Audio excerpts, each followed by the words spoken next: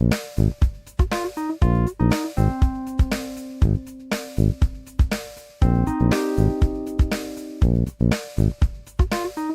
back to the Blazor Puzzle. I'm Carl Franklin from AppVNext, and that's Jeff Fritz from Microsoft. Hey, Jeff.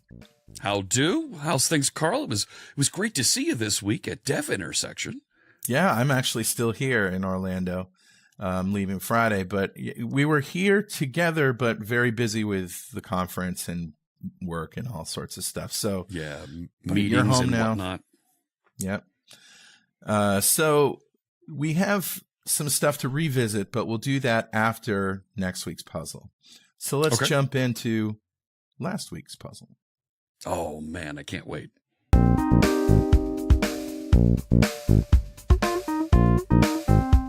So if you remember, Jeff, there was an app with a button, and when you click the button, nothing happens. Yeah, you broke Blazor, Carl. What'd you do?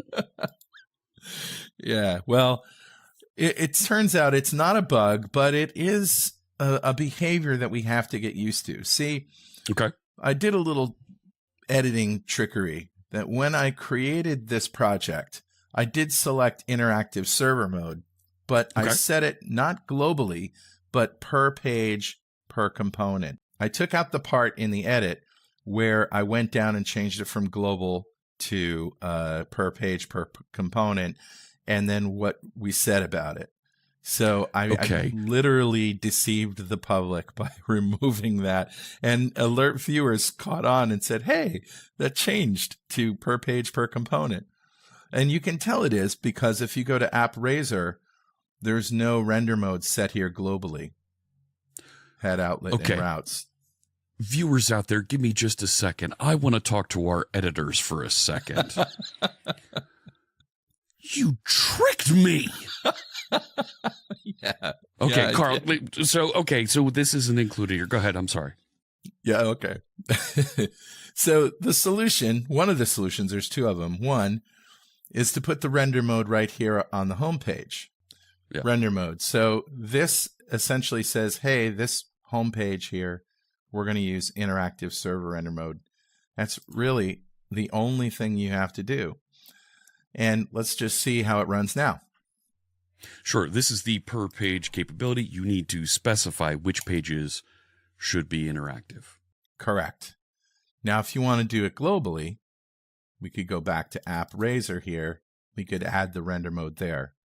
And that would be global. So I could add more pages, and they would always use interactive server mode. And then it feels just like our Blazor 7, Blazor 6 server-side hosting. Right.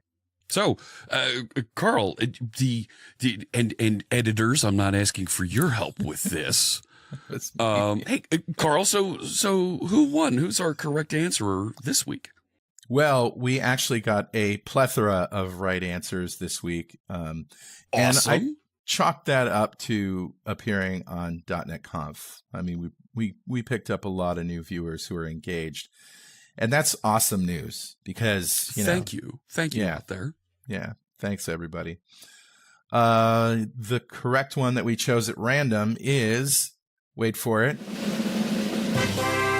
Bill Scharf. Congratulations, Bill. And for having the right answer and having it picked at random, Bill gets one of these, a BlazorPuzzle mug. Very and nice. Also one of these, a BlazorPuzzle t-shirt. Cool. Yeah. And so show off to your friends that you know the Blazor puzzle. That's right. And that's the only way you can get one too. So let's jump into puzzle 15 for next week. All right.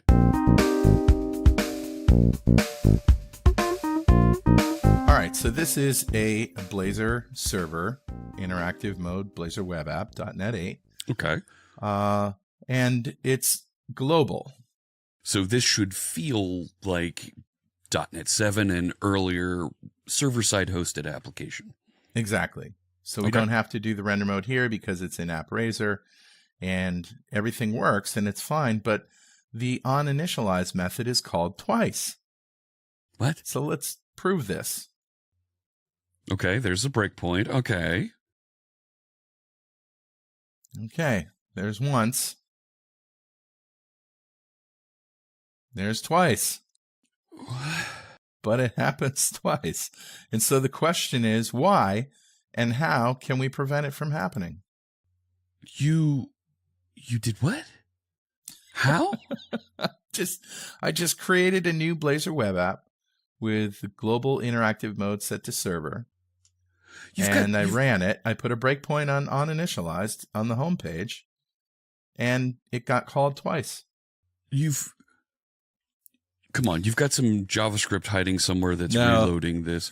You've got some pre-caching loading in Edge where it's requesting the link and refreshing it in the background to cache it for later.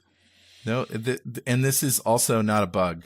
This is just the way it happens out of the box. And if you don't want to have your OnInitialized called twice, fix it. So that's the challenge for next week. All right. So we're not looking so much for code, but more of a description of what's causing this. Yeah, but we also want to know how to prevent it. Okay. Right? Okay.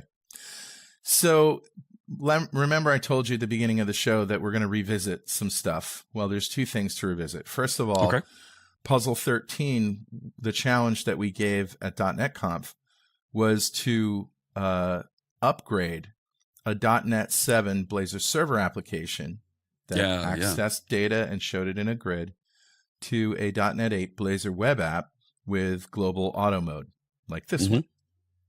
Okay. And an alert viewer pointed out that, I didn't really upgrade the existing project. I created a new project from scratch. We didn't really upgrade it in place. Yeah, we didn't upgrade it in place. So that's fair. So this Saturday on Blazor Train, go to blazortrain.com and look for upgrading to .NET 8.